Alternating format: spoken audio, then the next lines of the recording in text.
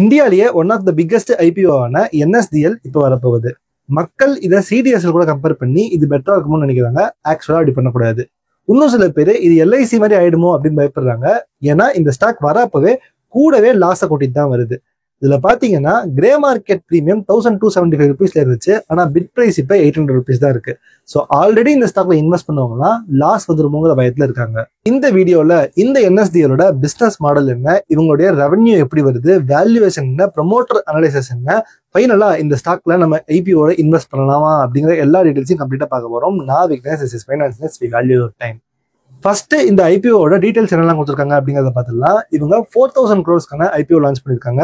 ஜூலை 30 இருந்து ஆகஸ்ட் 1 வரைக்கும் இந்த ஐபிஓ ஓப்பன்ல இருக்க போகுது. இது ஒரு கவர்மெண்ட் கம்பெனி கிடையாது, ஆக்சுவலான ஒரு பிரைவேட் கம்பெனி அப்படின்னு சொல்லிட்டு சில யூடியூபர்ஸ் உங்களுக்கு சொல்லலாம். ஆனா இப்போ இந்த கம்பெனியோட ப்ரொமோட்டர்ஸ் யாரெல்லாம் இந்த ஸ்டாக்ஸை விற்கிறாங்க அப்படின்னு பாத்தீங்கன்னா NSDL, IDBI bank, NSC, HDFC bank, SBI, union bank of India, UTI. இதுல மோஸ்ட் ஆஃப் த பாடிஸ் பாத்தீங்கன்னா கவர்மெண்ட் கம்பெனிஸ் தான் இருக்கும். ஸோ இந்த கம்பெனி ஒரு பிரைவேட் கம்பெனியா இருந்தாலும் அது ஜஸ்ட் பேருக்கு தான்.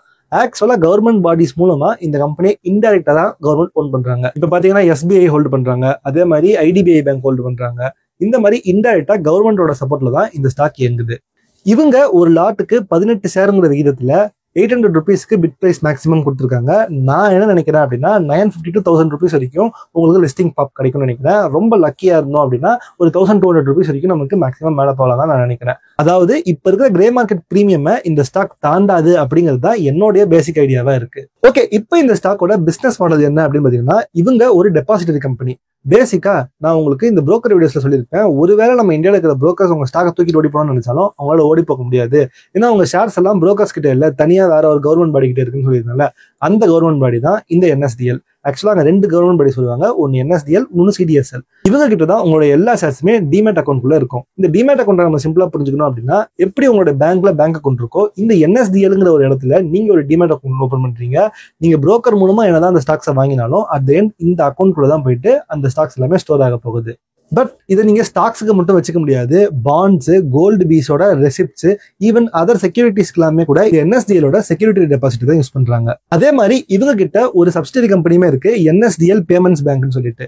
நிறைய யூடியூபர்ஸ் சொல்லாத ஒரு விஷயத்தை உங்களுக்கு சொல்ல போறேன். இவங்களுடைய ரெவன்யூல கிட்டத்தட்ட 50% ஆஃப் ரெவன்யூ இந்த என்எஸ்டிஎல் பேமெண்ட்ஸ் பேங்க் கிட்ட இருந்து மட்டுமே வருது.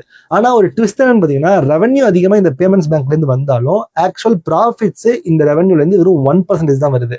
ஆனா அதே இந்த டெபாசிட்டரியில இருந்து வரக்கூடிய ரெவன்யூ கம்மியா இருந்தாலும் அங்கிருந்து வரக்கூடிய ப்ராஃபிட்ஸ் 90% இந்த கம்பெனி கண்ட்ரிபியூட் பண்ணுது.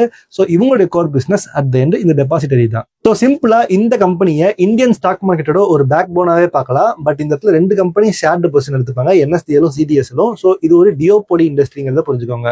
சரி, இவங்களோட ரெவன்யூ எங்கேருந்து வருதுன்னு பார்த்தோம்னா மோஸ்ட் ஆஃப் த காசு ஆனுவல் ஃபீஸ் மூலமா கஸ்டடி ஆஃப் ஸ்டாக்ஸ்ல இருந்து வாங்குறாங்க. அதாவது உங்களோட என்னோட ஸ்டாக்ஸ் எல்லாம் டெபாசிட்டரியில் வச்சிருக்காங்களே அங்கேருந்து தான் வாங்குறாங்க. அப்ப இதுக்கு நம்மலாம் காசு கட்டுறதே இல்லையா, எங்கேருந்து வருதுன்னு பாத்தீங்கன்னா நீங்க புரோக்கர் காசு கட்டுற மாதிரி புரோக்கர் அவங்களுடைய ஸ்டாக்ஸ் அங்க வச்சுக்கிறதுக்கு அவங்களுக்கு காசு கட்டுவாங்க. பேசிக்கா நீங்க புரோக்கருக்கு ஒரு ஆனுவல் ஃபீஸ் கட்டுறீங்க அப்படின்னா அது புரோக்கரோட இன்கம். அதே மாதிரி புரோக்கருக்கு ஒரு எக்ஸ்பென்ஸுமே இருக்கும், அந்த எக்ஸ்பென்ஸ் வந்து இவங்களுக்கு இன்கமா வரும். நீங்க சில பேர் நோட்டீஸ் பண்ணிருக்கலாம், உங்களுடைய ஹோல்டிங் லிமிட்டுக்கு ஏற்ற மாதிரி நீங்க 0 to 1 lakh இருந்தீங்கன்னா ஒரு சார்ஜ் பண்ணுவாங்க, 4 lakhs வரைக்கும் அடுத்த சார்ஜ் பண்ணுவாங்க, 10 lakhs மேல போயிட்டீங்க அப்படின்னா உங்களோட சார்ஜஸ் பயங்கரமா ஏறி இருக்கும். இதுக்கு காரணம் ஆக்சுவலா உங்க புரோக்கர் கிடையாது. எவ்வளவுக்கு எவ்வளவு ஸ்டாக்ஸை இந்த என்எஸ்டிஎல் ஸ்டோரேஜ்ல நீங்க சேவ் பண்றீங்களோ அதுக்கேற்ற மாதிரி இவங்க அவங்களுடைய காஸ்ட்டை இன்க்ரீஸ் பண்றாங்க. சோ அதனாலதான் புரோக்கரேஜ்மே உங்களுக்கு அதுக்கேற்ற மாதிரி இன்க்ரீஸ் ஆகுது. அடுத்து இவங்களுக்கு டெய்லி பேசிஸ்லயுமே ரெவன்யூ வந்துட்டு இருக்கு. அது என்னன்னு பாத்தீங்கன்னா டிபி சார்ஜஸ் மூலமா. நீங்க எவ்ரி டைம் ஒரு ஸ்டாக்கை விற்கும் போது டிபி சார்ஜஸ் சொல்லிட்டு 20 ரூபா பிடிப்பாங்க லாங் டேர்ம்ல வித்தீங்க அப்படின்னா. இந்த 20 ரூபாய் பாத்தீங்கன்னா ஒரு 4.5 இல்ல 5 rupees வந்து என்எஸ்டிஎல் அவங்களோட சார்ஜஸா வாங்கிக்கிறாங்க. இது மட்டும் இல்லாம ஐபிஓல அலர்ட் ஆகக்கூடிய ஷேர்ஸ்க்குமே இவங்க சார்ஜஸ் போடுவாங்க. ஸ்டாக் பிளட்ஜிங் பண்ணீங்க அப்படின்னா அதுக்குமே இவங்க கிட்ட இருந்து தனி சார்ஜஸ் ஏற்படும். இதை வந்து கம்பெனிஸ்க்கு இருந்து டைரக்டா வாங்கிப்பாங்க. இவங்களுக்கு கார்பரேட் ஆக்ஷன்ஸ் மூலமாவே நிறைய இன்கம் வரும். அதாவது இப்போ ஒரு கம்பெனி டிவிடெண்ட் தராங்கன்னு வச்சுக்கலாம், ஆர் ஸ்டாக் ஸ்பிளிட்டோ ஸ்டாக் போனஸோ ஆகுதுன்னா அவங்களுடைய ஷேர்ஸ் பத்தின டீடைல்ஸை கொடுக்கறதுக்காகவே என்எஸ்டிஎல் அந்த கம்பெனி கிட்ட இருந்து சார்ஜஸ் போடுவாங்க. ஸோ இவங்களுக்கு மந்த் அண்ட் மந்த் பேசிஸ்ல இங்கேருந்து அதிகமான இன்கம் வரும். அதே மாதிரி இவங்களுடைய இன்சூரன்ஸ் டெபாசிட்டரின்னு ஒன்று வச்சிருப்பாங்க. சில பேர் வந்து இன்சூரன்ஸ் வாங்கும்போது அதை டிமேட் வடிவத்தில் வாங்குவாங்க, அதை சேவ் பண்ணி வச்சுக்கிறதுக்கு ஒரு சார்ஜஸ் வாங்குவாங்க. அண்ட் ஃபைனலி இவங்க இகேஒய்சி பண்றது ஆர் ஓட்டிங் மூலமா பண்ணக்கூடிய சில அதர் இன்கம் சார்ஜஸ்மே இவங்களுக்கு வந்துட்டு தான் இருக்கு. சரிப்பா, இவ்வளவு வகையில உங்களுக்கு இன்கம் வருது. ஆனா என்னெல்லாம் இவங்களுடைய மேக்ஸிமம் எக்ஸ்பென்சஸ் ஆயிருக்கு அப்படின்னு பாத்தீங்கன்னா ஃபர்ஸ்ட் வருது ஐடி இன்ஃப்ராஸ்ட்ரக்சர் மெயின்டைன் பண்றதுக்கு, ரெண்டாவது சைபர் செக்யூரிட்டியை முக்கியமா பாத்துக்கிறதுக்கு. அதாவது நீங்க வாங்கின ஸ்டாக்ஸ் எல்லாமே இவங்க கம்ப்யூட்டர்ல தான் ஃபீட் பண்ணி வச்சிருப்பாங்கல்ல, சோ அந்த கம்ப்யூட்டரோட மெயின்டெனன்ஸ்க்கே உங்களுக்கு அதிகமான காசு போயிடுது. அடுத்த இடத்துல அட்மின் அண்ட் எம்ப்ளாயி சார்ஜஸ் வருது. இவங்களுக்கு பெருசா ரா மெட்டீரியல் சார்ஜஸ் எதுவுமே கிடையாது. மேக்ஸிமம் வச்சா பேப்பர் சார்ஜஸ் மட்டும் என்ன வருமே தவிர பெரிய ரா மெட்டீரியல் சார்ஜஸ் உங்களுக்கு கிடையாது. அப்படியே இந்த கம்பெனியோட ப்ரொமோட்டர் யாரு, அவங்கள பத்தி நம்ம அனலைஸ் பண்ணி சொல்லுன்னு கேட்டீங்கன்னா, இந்த கம்பெனிக்கு தனியா ஒரு ப்ரொமோட்டர் கிடையாது. ஆப்வியஸ்லி நான் சொன்ன மாதிரி இன்டைரக்டா கவர்மெண்ட் இந்த கம்பெனி கண்ட்ரோல் பண்றாங்க. பட் ஸ்டில் அவங்களுக்குன்னு தனி ப்ரொமோட்டர் கிடையாது. இவங்க ஒரு ப்ரொஃபஷனலி மேனேஜ் கம்பெனியா வருவாங்க. ஸோ ரொட்டேஷன் பேசிஸ்ல இவங்களுடைய ப்ரொமோட்டர் மாறிக்கிட்டே இருப்பாங்க.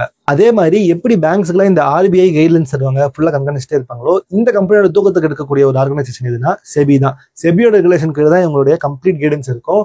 அண்ட் செபி இவங்களுக்கு ஏகப்பட்ட நோட்டீஸுமே கொடுத்துருக்காங்க. பட் இந்த மாதிரியான ஆர்கனைசேஷனுக்கு இதெல்லாம் வரது நார்மல் தான். அடுத்து இந்த கம்பெனியில் இருக்கக்கூடிய ஒரு பெரிய பிரச்சனை என்ன அப்படின்னு பாத்தீங்கன்னா, இந்த கம்பெனி கிட்ட எந்த ஒரு டிஸ்கவுண்ட் புரோக்கரும் டேரக்டா கிடையாது. அதாவது இந்த Zerodha, angel one, Upstox, grow இவங்க யாருமே டைரக்டா இந்த கம்பெனில பெருசா பிசினஸ் பண்ணல. இவங்க எல்லாருமே ஃபுல் அண்ட் ஃபுல் சிடிஎஸ்எல் பக்கம் தான் இருக்காங்க. ஸ்லோவா கொஞ்சமா மாறிட்டு வராங்கன்னு நான் கேள்விப்பட்டேன். பட் மோஸ்டா இவங்களுடைய கஸ்டமர்ஸ் யாருன்னு பாத்தீங்கன்னா ஐசிஐசிஐ டைரக்ட் அண்ட் அதர் பேங்க்ஸ்ல இருந்து தான் இவங்களோட மெயின் கஸ்டமர்ஸே இருக்காங்க. அண்ட் ஒரு முக்கியமான பிரச்சனை என்னன்னு பாத்தீங்கன்னா, இவங்க பேர்ல இடி ரைடும் மணி லாண்டரிங் கேஸுமே இருக்கு. ஸோ இதுவுமே நம்ம ப்ரொமோட்டர்ல ஒரு சின்ன காஷனோட பாத்துக்கணும். சரி, இப்போ நம்ம இவங்களுடைய பேலன்ஸ் ஷீட்டுக்கு வந்து வேல்யூவேஷன் எப்படி இருக்குன்னு செக் பண்ணலாம். இங்க பாத்தீங்கன்னா ரெவன்யூ ஃப்ரம் ஆபரேஷன்ஸ், அதாவது கோர் பிசினஸ்ல வரக்கூடிய இன்கம் வந்து இவங்களுக்கு 1420 crores இருக்கு. ஸோ இது நார்மலி நல்ல இன்கம் தான். ஆனா இவங்களுடைய ரெவன்யூல வெறும் 375 crores தான் ஈபிடாவா இருக்கு. அதாவது மோஸ்ட் ஆஃப் த காசை இவங்க எக்ஸ்பென்சஸாவே செலவு பண்ண வேண்டிய நிலைமைக்கு தள்ளப்படுறாங்க.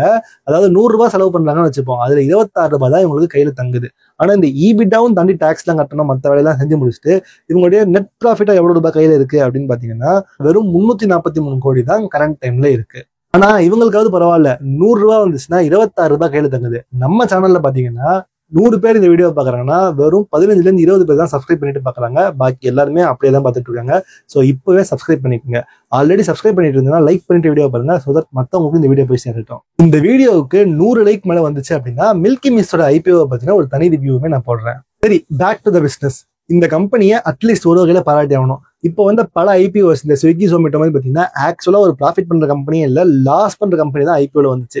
இவங்க அட்லீஸ்ட் ப்ராஃபிட்டாவது பண்றாங்க. அது 300 கோடிக்கு மேல இருக்குங்கிறது ரொம்ப நல்ல விஷயமா தான் நம்ம பார்க்கணும். இப்ப இவங்களோட சில மெட்ரிக்ஸை சிடிஎஸ்எல் கூட கம்பேர் பண்ணி யாரு பெட்டருங்கிறது தெரிஞ்சுக்கலாம். அதுல நமக்கு சில இன்சைட்ஸுமே கிடைக்க போகுது. இவங்க கிட்ட இருக்கிற அசட்ஸ் அண்டர் மேனேஜ்மெண்ட் எவ்வளவு இருக்குன்னு பாத்தீங்கன்னா, அதாவது இதுதான் நம்ம பிரைஸ் புக் டிட்டர்மைன் பண்றதுக்கு ரொம்பவே முக்கியமா யூஸ் பண்ணுவோம். ஸோ அந்த இடத்துல ஏயுஎம் பாத்தீங்கன்னா 510 lakhs crores இருக்கு. அதாவது 500 லட்சம் கோடி. ஸோ எவ்வளவு பெரிய அமௌண்ட்னு பாத்துக்கோங்க. ஆனா இதே சிடிஎஸ்எல் கிட்ட பாத்தீங்க அப்படின்னா வெறும் 79 லட்சம் கோடி தான் இருக்கு. ஆனா இங்க ட்விஸ்ட் என்னன்னு பாத்தீங்கன்னா டிமேட் அக்கௌண்ட்ஸ், அதாவது கவுண்ட் ஆஃப் அக்கௌண்ட்ஸ், இப்ப இவ்வளவு ரூபாய் இருக்குன்னு பார்த்துட்டோம். எவ்வளவு பேர் இந்த அக்கௌண்ட் வச்சிருக்காங்க அப்படின்னு பார்த்தோம்னா 4.5 கோடி கவுண்ட் தான் என்எஸ்டிஎல் இருக்கு. அதே சிடிஎஸ்எல்ல பாத்தீங்க அப்படின்னா 15.8 கோடி கவுண்ட் இருக்கு. ஸோ இதுல இருந்து நம்ம புரிஞ்சுக்க வேண்டிய விஷயம் என்னன்னா, என்எஸ்டிஎல்ங்கிறது ஒரு கார்பரேட் பேங்க் மாதிரி, இந்த ஹெச்எஸ்பிசி பேங்க் மாதிரி, சிடிஎஸ்எல்ங்கிறது எஸ்பிஐ பேங்க் மாதிரி நீங்களும் யூஸ் பண்ணக்கூடிய பேங்க். அப்ப என்எஸ்டிஎலோட மெயின் கஸ்டமர் பேஸ் யாரு அப்படின்னு நம்ம புரிஞ்சுக்கணும். பேசிக்கா எஃப்ஐஐ, டிஐஐ, ஹை நெட்வொர்க் இண்டிவிஜுவல்ஸான ஹெச்என்ஐ அண்ட் சில என்ஆர்இ கஸ்டமர்ஸுமே இந்த என்எஸ்டிஎல்ல முக்கியமான கஸ்டமர்ஸா இருக்காங்க. சிடிஎஸ்எல்ல பாத்தீங்க அப்படின்னா நீங்களும் நானும் ரீட்டைல் கஸ்டமர்ஸ், இந்த டிஸ்கவுண்ட் புரோக்கர்ஸ் யூஸ் பண்றவங்களாம் முக்கியமான கஸ்டமர்ஸா இருக்காங்க. இதனாலதான் என்எஸ்டிஎல்ல நம்பர்ஸ் கம்மியா இருக்கு, ஆனா அமௌண்ட் அதிகமா இருக்கு. அதே சிடிஎஸ்எல்ல பாத்தீங்க அப்படின்னா அமௌண்ட் கம்மியா தான் இருக்கு, ஆனா நிறைய பேர் அதை வச்சிருக்காங்க.